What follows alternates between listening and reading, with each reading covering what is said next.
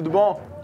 Queria convidar vocês a abrirem suas Bíblias em Romanos 8 para a gente continuar o estudo que a gente está fazendo esse mês. A gente vai ler do versículo 13 ao versículo 13. Assim diz a palavra. Porquanto, o que for impossível à lei, no que estava enferma pela carne, isso fez Deus enviando seu próprio Filho em semelhança de carne pecaminosa no tocante ao pecado. E com efeito condenou Deus na carne o pecado, a fim de que o preceito da lei se cumprisse em nós, que não andamos segundo a carne, mas segundo o Espírito.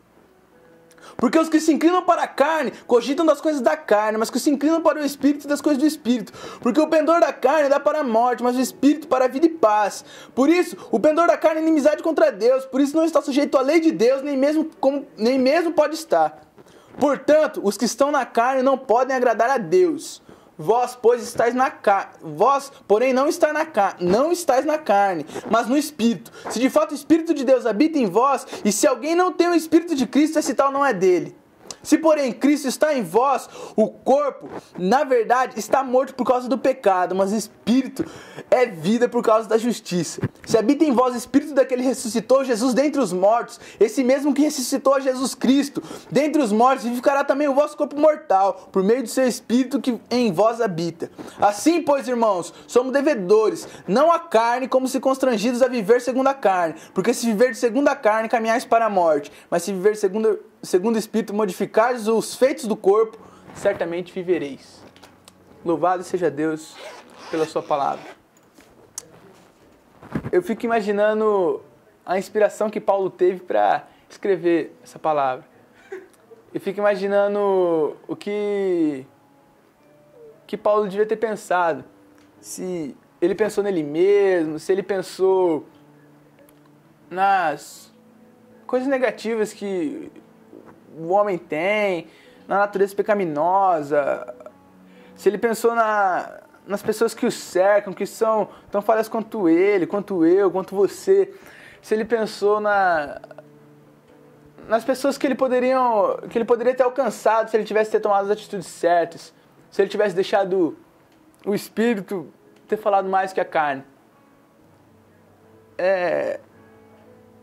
Uma vida no Espírito, considerando esse Espírito, o Espírito Santo, é algo fora de cogitação, é algo surreal, é algo divino, é algo que, bendito aqueles que vivem no Espírito, bendito aqueles que querem viver no Espírito, bendito aqueles que não ligam para os padrões humanos.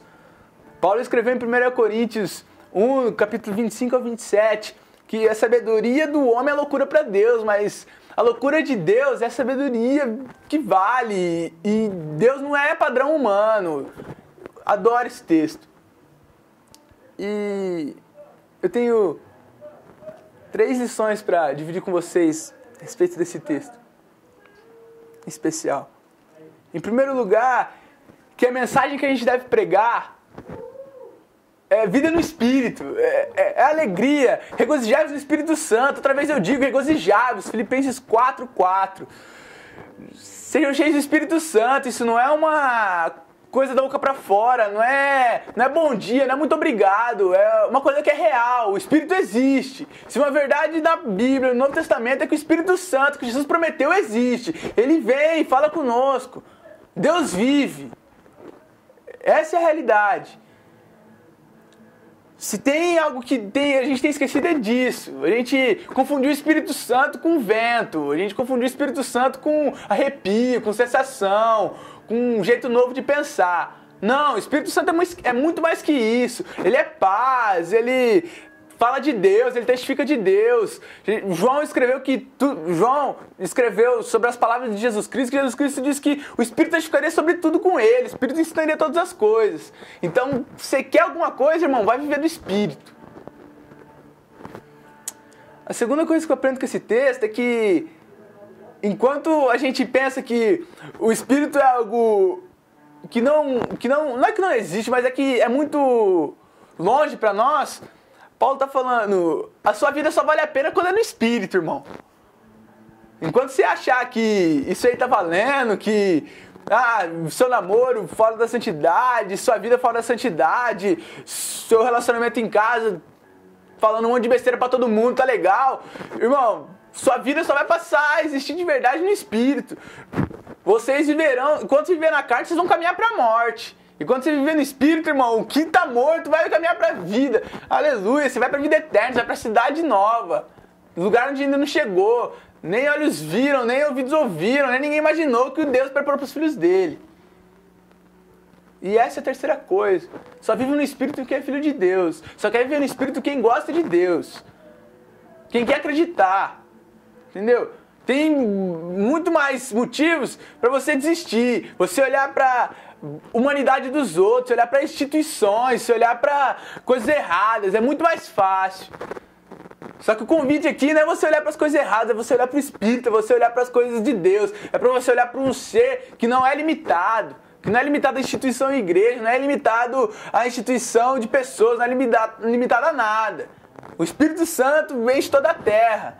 Deus diz que quando o Espírito dele descesse, a terra toda ia ser cheia. Quando ele falou que a glória dele ia ser cheia para manifestar toda a terra. Eu não sei que manifestação da glória de Deus pode acontecer sem o Espírito dele. É isso que eu penso. Se existe uma coisa que a gente devia falar para um irmão na igreja, não só a paz do Senhor, como Pedro orienta, mas a paz do Senhor, meu irmão, e que você seja cheio do Espírito Santo. Que Deus te acompanhe, que o Espírito de Jesus fale com você. Que Deus te abençoe, que você seja cheio do Espírito Santo, e até semana que vem.